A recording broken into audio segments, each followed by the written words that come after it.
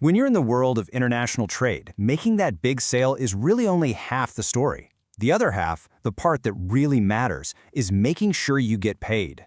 Over the next few minutes, we're going to walk through the essential ways you can get paid, from the most risky to the most secure, so you can trade globally with confidence. Let's get right into it. So picture this. You've just landed your first big export order. It feels amazing, right? All that hard work, the negotiations, it's all paid off. You're probably thinking, great, the hard part is over. But is it? Really? Well, not quite. This is where it gets tricky. Because now you're facing what is, without a doubt, the most important question in the whole deal. How are you actually going to get paid by a customer who might be thousands of miles away? Okay, so let's start with the simplest methods. These are built completely on the relationship, on the trust between you and your buyer, and they represent the two absolute extremes when it comes to risk. On one side, you have the exporter's dream, payment in advance. It's exactly what it sounds like. The buyer pays you before the goods even leave your site. For you, there's zero risk. It's all on the buyer.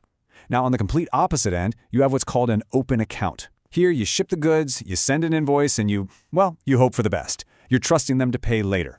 As you can guess, you carry all the risk. And you'd only do this with a partner you've known for years and trust completely.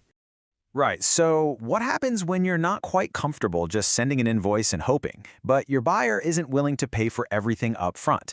There has to be a middle ground, doesn't there? Well, there is, and this is where the banks step in to act as a kind of trusted third party. This middle ground is often called a documentary bill. The idea here is pretty clever. Instead of you sending the important shipping documents directly to the buyer, and remember, whoever holds these documents can claim the goods, you send them through your bank. Your bank then works with the buyer's bank to control when those documents are handed over. Now, this is where it gets interesting, because there are two key ways this can work. The first is called Documents Against Payment, or DP.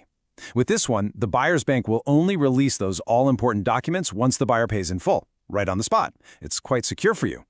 But then there's Documents Against Acceptance, or DA. In this case, the buyer gets the documents just by promising to pay later, maybe in 90 days. The huge difference? They get your goods before you get your money, which is obviously a lot riskier for you. And that really gets to the core weakness of these methods. I mean, even with the safer D/P option, what if the buyer just decides not to pay? They can simply refuse to collect the documents, and now your goods are stuck in a foreign port. And with DA, the risk is even clearer. What if they just don't pay when the bill is due?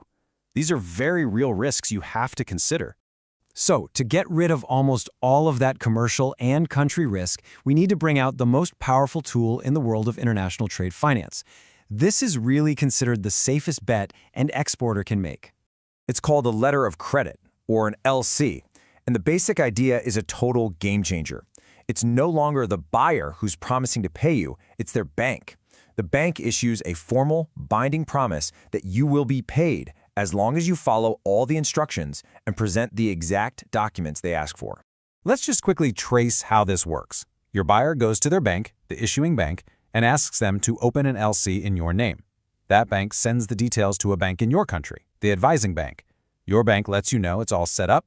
You then ship the goods, gather up all the documents, present them to your bank, and if everything is perfect, you get paid. The bank's credibility has literally replaced the buyer's. Now, it's really important to know that not all LCs are the same. A revocable LC is one you want to avoid. It can be canceled without your permission. You should always insist on an irrevocable one. But for the highest level of security, you want what's called a confirmed LC. This is huge. It means your own bank adds its guarantee on top of the foreign banks. This protects you from foreign bank risk, political risk, everything. A confirmed, irrevocable letter of credit is the gold standard. Let's just pause on this for a second, because it's the most important thing to understand. The credit of the issuing bank is substituted for that of the buyer. Your risk is no longer tied to your customer's honesty or their bank balance. It's now tied to the stability of their bank. That is a fundamental shift in security. So, you've gotten your buyer to agree to an LC. That is a huge win. But your job isn't done yet. With letters of credit, the details are absolutely everything. You have to treat it like the strictest contract you've ever seen, where you must follow every instruction perfectly. Here is your must-do checklist. First, always make sure the LC is genuine by having it advised through a bank here in India. Second, the moment you get it, read every single word. Can you realistically meet that shipping deadline? Can you get that specific inspection certificate? If anything looks off, you have to ask for an amendment immediately. And finally, and please listen to this, in the world of LCs, there is no such thing as a minor mistake. A tiny typo is a major discrepancy, and it can be used as a reason to refuse payment. Perfection is the only option. So let's just bring it all together. This chart gives you a really clear summary of your options, mapping everything against your level of risk. At the top, payment in advance, 0 risk. At the bottom, open account, very high risk. The documentary bills, D/P and D/A, they sit there in the middle.